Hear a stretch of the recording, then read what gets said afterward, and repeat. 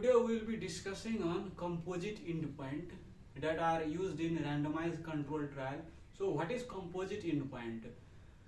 When two or more endpoints are lumped together and statistically analyzed, that is called composite endpoint.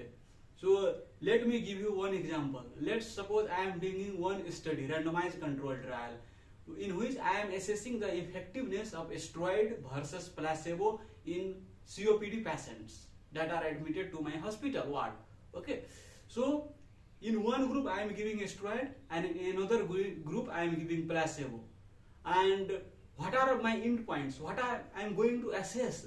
I am going to assess whether patients with giving steroid, how many patients had readmission for COPD exacerbation with giving a steroid versus giving placebo.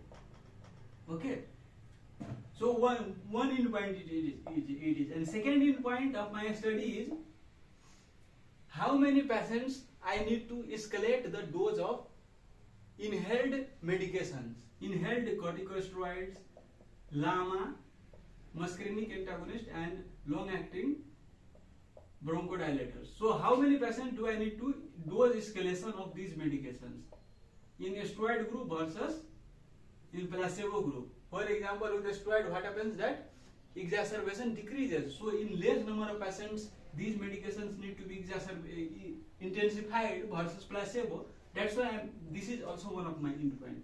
And my third endpoint is death from any causes, from any cause. So how many patients death occurred in a steroid group versus placebo group? So these are my three endpoints.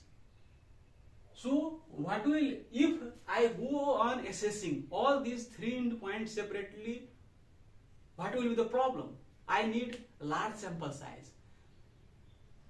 Why I need large sample size? Because these events, if I follow up for short duration, these events may be low, and my study will not get a statistical power to demonstrate the difference in between these two arms.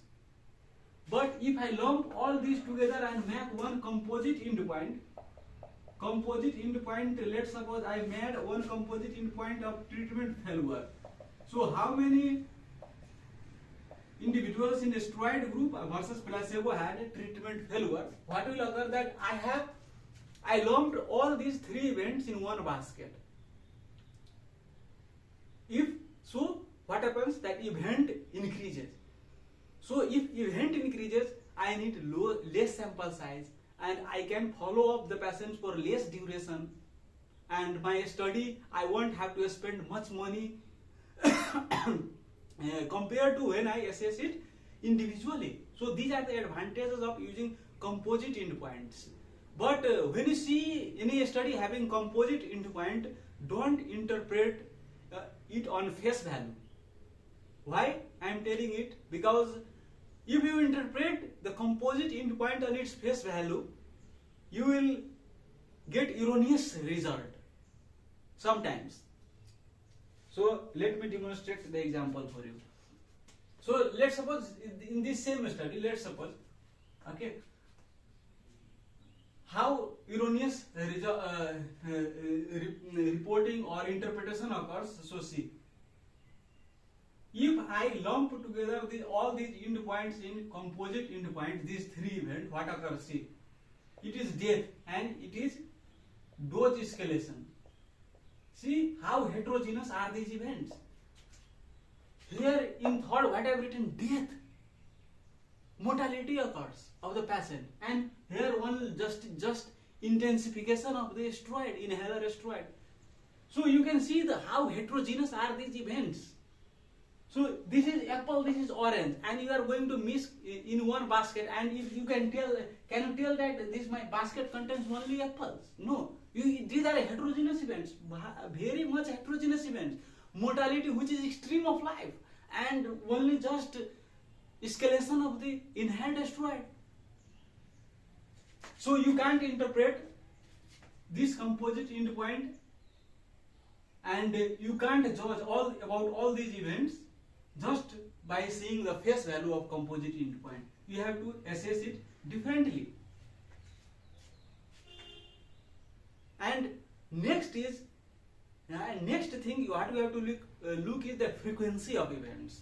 So let me give you in the same example. Let's suppose there are in total of 190 patients that got readmitted, and in placebo group, let's suppose 170 patients got readmitted.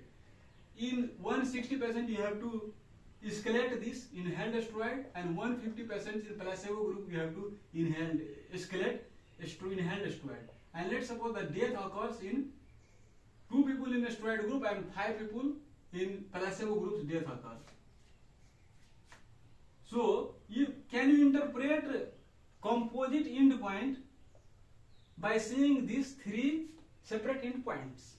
Can you interpret it? See how heterogeneous are these frequencies. Where is this 190 and where is this 2? 190 and 2. What is the range? How heterogeneous is this?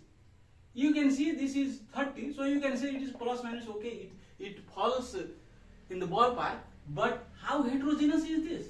2, 190. So this will skew the results to one side if you just see only composite endpoint. So you have to assess it separately. So that is another point. And another is relative risk reduction.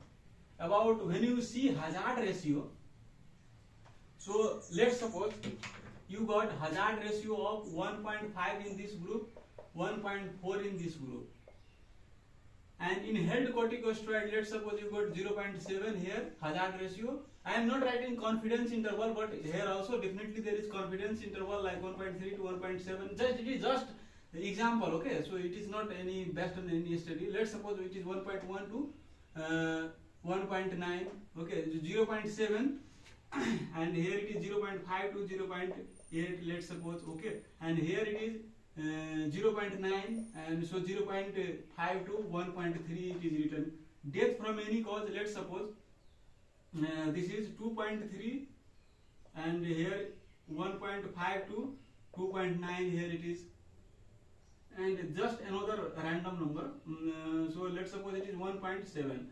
So 1.2 to 2.1 it is here. So these are the hazard ratio and this is confidence interval. Okay.